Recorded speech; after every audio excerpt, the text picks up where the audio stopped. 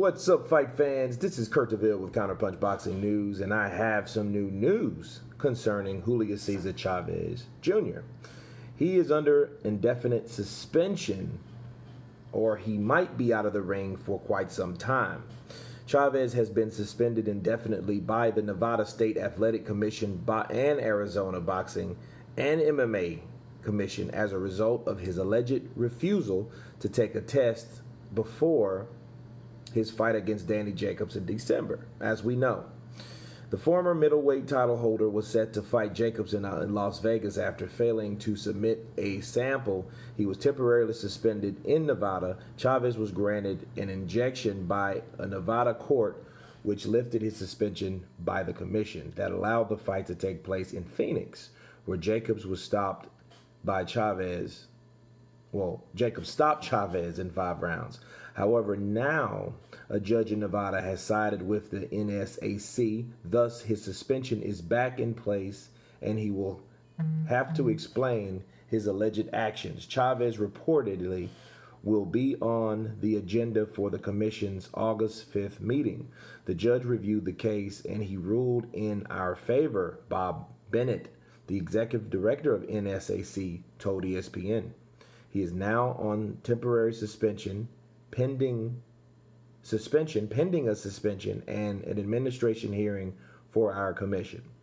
Bennett went on, right now what's going to happen is the commission will take a look at his suspension and then continue his suspension and then set a date for the administrative hearing for refusal to take a performance-enhancing drug test with us. Chavez has tested positive for banned substances twice, once for a diuretic in 2009 and again for marijuana in 2012. Well, I think at this point, I feel that fighters should be on their toes, because I think what's happening, they're going undercover and giving these guys that once had discrepancies tests to see what they're doing. You know, if you're alleged or you have been, or you've tested positive in the past, I think people are on the list. You know, and I'll say this. Julio Cesar Chavez, no, he's no saint. You know, he's not squeaky clean when it comes to this situation, but neither is Canelo Alvarez. I think a lot of these guys that did test positive, like Luis Ortiz, Canelo Alvarez, Jarrell Miller's another one. I think these guys should be under the microscope more than anything else, along with everyone else. You know, because just because you never got popped doesn't mean that you shouldn't get tested right now. Everybody should get tested that are still claiming to be fighting, you know, or wanting to fight, you know, or in play to have a fight. You know, so I think they should be tested monthly. Why not? You know, I think it keeps them honest. I think it keeps them in the loop. You know, it keeps them updated on where their status is. You know, are you clean? Or, you know, are you a clean fighter? Have you tested dirty for anything? You know, those type of things. I think they should happen.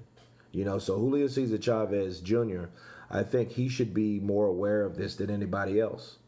You know, but he could always fight in New York. He could always fight in Mexico. He could fight in a lot of places. It's just the number one thing that you think about in this situation is his refusal, okay? See, if you willingly take a test and it comes up positive, you can say A through Z for the reasons. Like, hey, I ate something that had something in it that I was unaware of. You know, I was just, you know, trying to stay alive in the COVID season. Something like that. But when you refuse to take a test, that shows us everything that you want to know. Like, no, I'm not taking the test, meaning I have something in here that I'm worried about that I don't want you to see. Period. You know, you can't really argue around that. No, I don't want to take the test. If you're clean, you'll take the test. This is different from a DWI checkpoint or something like that when you know you've been drinking, because drinking is not illegal, but the over the limit is illegal, right? That's a totally different situation. I can understand that. You know, because you have a certain limit or in a certain city that you're over that limit doesn't mean you can't get home a certain way. Doesn't mean you should drink and drive, but it definitely means you shouldn't drive drunk. That's totally different from a banned substance. If you have something in your system and you know that that's in your system, like if it is marijuana, well, hey, at that point, he's not going to stop smoking. So he needs to get a card. And I'm not sure a card will save you from smoking, especially when you're a professional athlete. I don't know the rules, so I'm not familiar with it. But if it was that, I think he should, let you know it's marijuana. It's not anything else. But still, I think it's something else than that his refusal, once again, from getting tested, So it's something going on, you know what I mean? And it just makes him seem more guiltier than he really is, than anybody is, honestly.